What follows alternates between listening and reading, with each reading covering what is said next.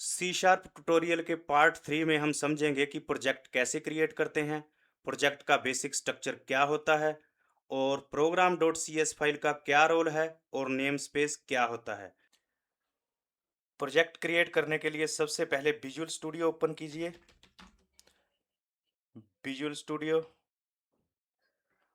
Top right corner पे create new project, इस पे क्लिक कीजिए। यहाँ आपको मल्टीपल टेम्पलेट्स दिखेंगे। हम जो यूज़ करेंगे वो है कंसोल ऐप। और जो डॉट नेट है ये मल्टीपल लैंग्वेजेस को सपोर्ट करती है। हमारे केस में होगी सी शार्प।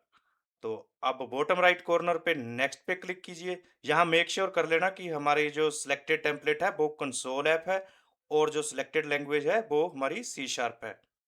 अब बॉटम राइट कॉर्नर पे नेक्स्ट पे क्लिक कीजिए। यहाँ प्रोजेक्ट का नाम दीजिए, वेलकम टू सी शार्प। इसके नीचे लोकेशन है, जहाँ पे आप अपने प्रोजेक्ट को सेव करना चाहते हैं वो लोकेशन सेलेक्ट कर लीजिए यहाँ पे। और अब बॉटम राइट कॉर्नर पे नेक्स्ट पे क्लिक कीजिए। अब यहाँ पे फ्रेमवर्क, तो फ्रेमवर्क है डॉट नेट 10। ओके। अब बॉटम राइट कॉर्नर पे क्रिएट का बटन है, इस पे क्लिक कीजिए। तो अब जो आपका प्रोजेक्ट है वो क्रिएट हो रहा है। ओके, तो आपका प्रोजेक्ट क्रिएट हो चुका है। अब अगर आप राइट पैन में देखोगे तो यहाँ पे हमारे पास एक टैब है सॉल्यूशन एक्सप्लोरर। इस सॉल्यूशन एक्सप्लोरर में क्या होता है, इसमें हमारा प्रोजेक्ट और उसका पूरा स्ट्रक्चर होता है। अगर इसको हम एक्सपैंड करते हैं तो सबसे पहले आपको दिखेगी सॉल्यूशन फाइल। सॉल्यूशन फाइल एक कंटेनर की तरह है। ये क्या करती है, ये वन या मल्टीपल प्रोजेक्ट्स को होल्ड करती है। अभी इसमें एक ही प्रोजेक्ट है जो हमने बनाया था और इसके नीचे है हमारा project welcome to C sharp. ये प्रोजेक्ट क्या है, इसके अंदर इस प्रोजेक्ट की सारी सेटिंग्स और इसके रिलेटेड सारी की सारी फाइल्स होंगी इस welcome to C sharp project के अंदर जो हमने अभी बनाया है। अगर इसको हम एक्सपैंड करते हैं तो इसके अंदर सबसे ऊपर है डिपेंडेंसीज।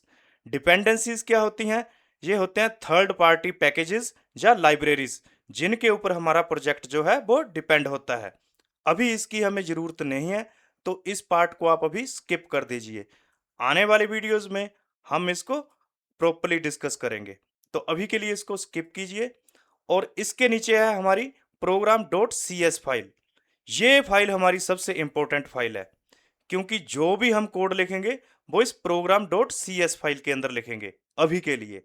और जब भी हमारा प्रोग्राम एग्जीक्यूट होगा तो जो डॉट नेट कंपाइलर है वो सबसे पहले इस program dot C S file को ढूंढेगा और जो भी कोड इस प्रोग्राम फाइल के अंदर लिखा होगा वो उसी को एग्जीक्यूट करेगा। तो इसको एंट्री पॉइंट भी बोल सकते हैं। अगर आपसे पूछा जाए हमारे सी शार्प प्रोग्राम का एंट्री पॉइंट क्या है, तो आप बोल सकते हैं program dot C S file जो है वो हमारे प्रोग्राम का एंट्री पॉइंट होता है। क्योंकि कंपाइलर जब भी आपके कोड को कंपाइल करेगा, रन करेगा, वो सबसे पहले आपकी program dot C S file को ढूंढेगा और जो भी कोड आपने इस program dot C S file के अंदर लिखा होगा वो उसको एग्जीक्यूट करेगा। तो मतलब अब जो भी हम अपना कोड लिखेंगे वो इस program dot C S file के अंदर लिखेंगे। ये फाइल ओपन है हमारे पास। तो अब हम अपने इस प्रोग्राम से क्या करवाना चाहते हैं। अभी इसमें एक सिंगल लाइन कोड लिखा हुआ है console dot right line hello world, जो कि बाय डिफॉल्ट है। इसको हटा देते हैं पहले। तो अब हमने ये जो प्रोजेक्ट बनाया है इसमें हमने अपने प्रोग्राम के अंदर क्या करना है।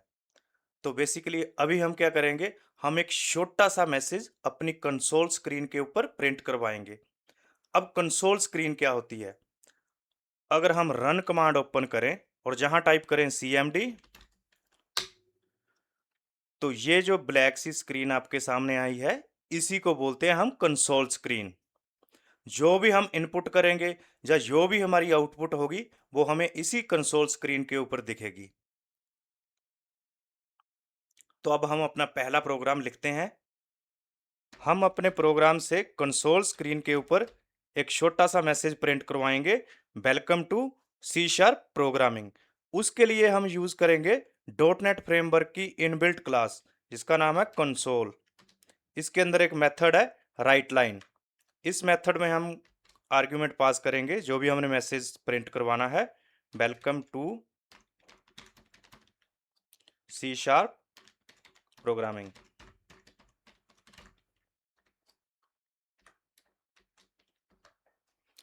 अब इस प्रोग्राम को हम एग्जीक्यूट करते हैं। शॉर्ट की है इसकी F5। जब आप सेंटर में, हमारे पास जहाँ टॉप सेंटर में बटन है हमारे पास प्ले का, इस पे क्लिक कीजिए। हमारा प्रोग्राम जो है वो एग्जीक्यूट हो गया है और जो भी हमने मैसेज प्रिंट करवाया था वो हमें कंसोल स्क्रीन के ऊपर दिख रहा है, welcome to C sharp programming. अब नीचे है press any key to close this window. अगर हम इस प्रोग्राम को टर्मिनेट करना चाहते हैं तो हम अपने कीबोर्ड से कोई भी की प्रेस करेंगे तो ये प्रोग्राम जो है वो आपका टर्मिनेट हो जाएगा।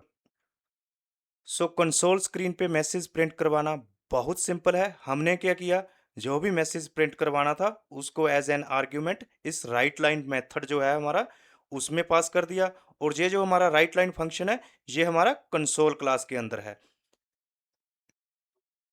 अगर हम अपने इस प्रोग्राम को देखें तो यहाँ पे हमने दो लाइन का कोड लिखा है, using system, and second line है कंसोल डॉट राइट लाइन। ये जो फर्स्ट स्टेटमेंट है यूजिंग सिस्टम, इसको हम बोलते हैं नेम स्पेस डेक्लेरेशन। ये नेम स्पेस डेक्लेरेशन बेसिकली क्या करता है, ये हमारे रेस्ट ऑफ द प्रोग्राम को बताता है कि हम कोई ऐसा कोड यूज कर रहे हैं जो कि इस डिक्लेयर्ड नेम स्पेस के अंदर है। जैसे हमारे केस में हमने इस कंसोल क्लास को यूज किया।